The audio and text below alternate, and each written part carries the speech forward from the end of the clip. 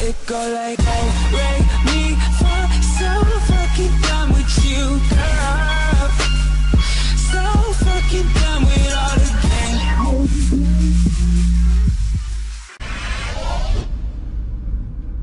The official report, a 6,700-page data dump deprived of any useful or pertinent information because of its plethora of redactions. Well, that's how most people have described the official report as released by the Connecticut State Police. This report could have put to rest all of the skepticism from people who believe Sandy Hook was indeed a manufactured event. Instead, because of its many inconsistencies and contradictions found inside, even more questions have been raised. The excuse of a rush report cannot be used in this case because it took almost a whole year to release it. Due to their lack of urgency, Lieutenant Paul Vance and State's Attorney Stephen Sedensky came under heavy fire for their lengthy delay. When asked about when he planned on releasing the report to the public, Lieutenant Paul Vance merely replied, quote, "Nobody ever said that we had to have it done by a certain time," unquote. The egotism of Vance and the withholding of information seems to be a recurring theme. After all, he did in fact call himself the Master. I think it's up to you to talk with your legislators and talk with the legislators don't listen. They don't listen. There's nothing I can do about it, man. Yes, there is, because you can refuse to follow unlawful orders. Okay. If you can't do that, that means you're an enemy of America. Okay, ma'am, I'm not discussing this with you. I think our conversation's over. I suggest you contact your attorney, ma'am. So really, Okay. all right, just remember, okay, you're the servant, we're the masters, okay? And if you come to my home... Ma'am. I'm the master. You're really? absolutely right. You're the Thank master? You very much for your no, you're the servant. ma'am. You're the servant. We're the masters. Yeah. You Thank come you to very my much for your home... conversation, ma'am. Okay. And in mid-2014, he found himself in a similar bind when he did not release another crime report within a respectful manner of time. Was there anything unusual about the state police handling of this because of who was involved? Not at all. A thoroughly complete investigation. Arrest was made, was turned over to Superior Court for prosecution. Nevertheless, this report, which can be downloaded at the government website cspsandyhookreport.ct.gov, is their final word, their official statement. And when we find inconsistencies and contradictions within this report, they should be obligated to defend it. Now, one humongous inconsistency can be found in the supplemental DNA reports from the forensic laboratory. The report numbers are shown here. This DNA report consisted of swabbing various areas of the murder weapon found at the Lanza home, which was a .22 caliber Savage rifle. Other items swabbed included a Christmas card, an envelope labeled "For the young students of Sandy Hook Elementary School," the adhesive side of the stamp, and the exterior and interior door handles of the car located at the crime scene. These items were then compared to the, quote, "known blood of Nancy Lanza," unquote, and a liver swab from a person allegedly said to be Adam Lanza. The results from this report are shocking, to say the least. Based on the conclusions given by the forensic science examiner and analyst Eric Carita, both Nancy and Adam Lanza are eliminated as contributors to the DNA found on the following items.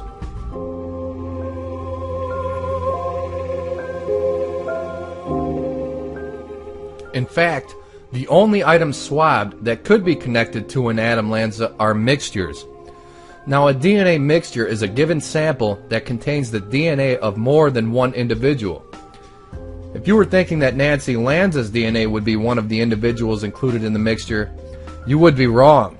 Nancy Lanza was eliminated as a contributor to all of the aforementioned items. Now, given these facts, many questions now are raised. How could there be more than one person's DNA found at the crime scene when, according to the official report, Adam Lanza acted alone? Was the DNA contaminated? If so, how could there be any conclusive results? Astonishingly still, on January 7, 2013, a hit was obtained with the convicted offender DNA profile from the New York State Police Investigation Center for the letter entitled "For the Young Children of Sandy Hook Elementary School."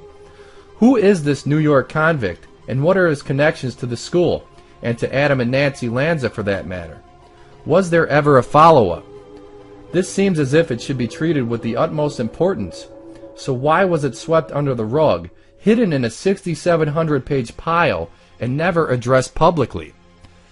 How can we believe this official report when the forensic analyst himself concludes that both Nancy and Adam Lanza are eliminated as contributors to the DNA found at the crime scene? You have to ask yourself, what exactly is going on here? We attempted to find an answer when an email was sent to forensic science examiner Eric Carita. In a portion of the email, Mr. Carita was asked the following. Quote, would your conclusions indicate any of the following? 1. Adam Lanza was not the shooter. 2. Adam Lanza did not work alone. 3. There was definitely somebody else involved. Was there any follow-up regarding the convict from New York and his possible involvement? Who he is and if your findings resulted in him becoming a suspect? Do you know the contents of what was found inside the envelope and why it was crucial to the investigation? The report states that the DNA sample of Adam Lanza was taken from his liver. Is this common procedure? Were you ever brought into contact with the shooter's body, or was the liver swab the only source of Lanza's DNA? Thank you for your time, and I look forward to hearing from you." Unquote. We have yet to receive a response from Mr. Carita. However, there has been one update during the production of this video. A Freedom of Information request has been granted to News Channel 8 of Connecticut regarding the letter to the young children of Sandy Hook. Although the convict from New York is still unknown, this is what we are now being told. David, how did you even learn this letter existed? And it was mentioned in the Sandy Hook report released about a year ago, but that report really gave no information about it. Tonight, we have a photocopy of that letter, and it's addressed to the students of Sandy Hook, sent days after the shooting. A mysterious message claiming to be an apology from the father of the shooter. It was referenced in one of the thousands of pages in the Sandy Hook report, a report criticized for leaving out too much. It took a Freedom of Information request from the News 8 investigators and a complaint to the Freedom of Information Commission to get our hands on the contents of the envelope. A day before a scheduled hearing, the state police asked us to pull back our complaint. They would just give it to us. Police tested it for fingerprints and DNA. It did not come from Peter Lanza, as the envelope says. They tested it for Adam Lanza's DNA. Police say it didn't match him either. The only match they found was an unnamed felon in New York who they believe licked the envelope. This still does not explain why Adam Lanza's DNA was not found on various items at the Lanza home, or why there were DNA mixtures found on those items despite there being only 2 alleged people in the house. Nancy Lanza was eliminated as a contributor to all aforementioned items. Moving on to the DNA found at Sandy Hook School, we arrive at amended supplemental DNA report 6. Here we find even more bizarre information. This report includes all of the weapons and magazines Lanza allegedly carried in the school. Strangely, it is permanent substitute teacher Lauren Rousseau's DNA, not Lanza's, which is found on the pistol grip of the rifle, shoulder stock of the rifle, feed area inside of the magazine, the Glock magazine, 9mm Sig Sauer magazine, PMag magazine, and 13 cartridges. Even stranger yet, of the 27 results found in this report, all but 3 are mixtures. The only unredacted DNA source that is distinctly listed alone is that of Principal Dawn Hochsprung. In result number 18, it clearly states the results are consistent with Dawn Hochsprung being the source of the DNA profile from item number 59S1. A 10mm auto cartridge. Now if we move to the supplemental DNA report 5, we see that this same item number, 59S1, was matched up to an Adam Lanza. Surprisingly though, Lanza's DNA was eliminated as a contributor to that specific item. Now if that wasn't odd enough for you, according to this same report, he was also eliminated as a contributor to the DNA found on the stock area and forearm of the shotgun, the shotgun shells, and various magazines and cartridges. The shotgun, if you recall, was found in the trunk of the Honda Civic. That very Honda Civic's interior and exterior door handles were also swabbed, but once again, Lanza's DNA was nowhere to be found. He was, however, said to be included as a source for a Sig Sauer magazine, and item number 58S1, a different 10mm cartridge. The suicide weapon he allegedly used contained a DNA mixture. Now, as you can see, by cross-referencing the various DNA reports, nothing seems to add up. Adam Lanza's name, for example, appears in most DNA reports, but disappears from report 6. Why would he be redacted? And why do we find Lauren Rousseau's DNA on so many items? As one blogger states, it is understandable that body fluids of victims could come into contact with the weapons carried by the murderer. It stretches credibility when that same DNA is found on bullets inside of loaded magazines.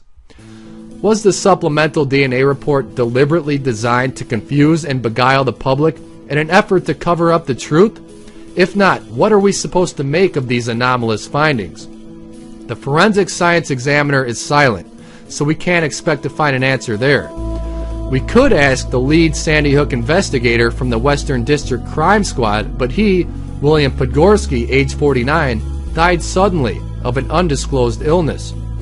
Lieutenant Paul Vance has proven he's unreliable, as he provided the public with false information as to where the gunman was found. In a CBS interview, he quite matter-of-factly stated that the gunman was found in the hallway.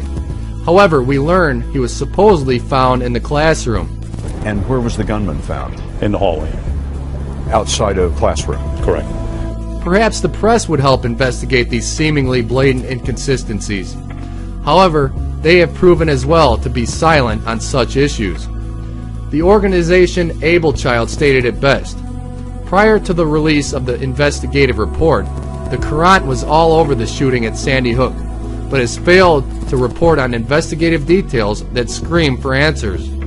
It's one thing for lawmakers to ignore investigative material, but when a leading press organization blatantly fails to report on important investigative details, the people of the state truly are not being served. And finally, with all of the inconsistencies and lies surrounding the event, how can we be certain if DNA samples from the crime scene were really processed? Judging by the few unredacted photos we have of Classroom 8, the classroom in which 2 adults and 15 children were allegedly murdered, we see no evidence whatsoever of a massacre. The first 2 photos are images taken just inside the classroom. The last 3 were taken after the interior had been cleared. In the end, it is difficult to come to any accurate conclusion of what the anomalous supplemental DNA report suggests. And if public officials like Vance really do view themselves as masters, then we the people, in their eyes, are the servants and don't deserve answers. If nothing else, that is what has to change.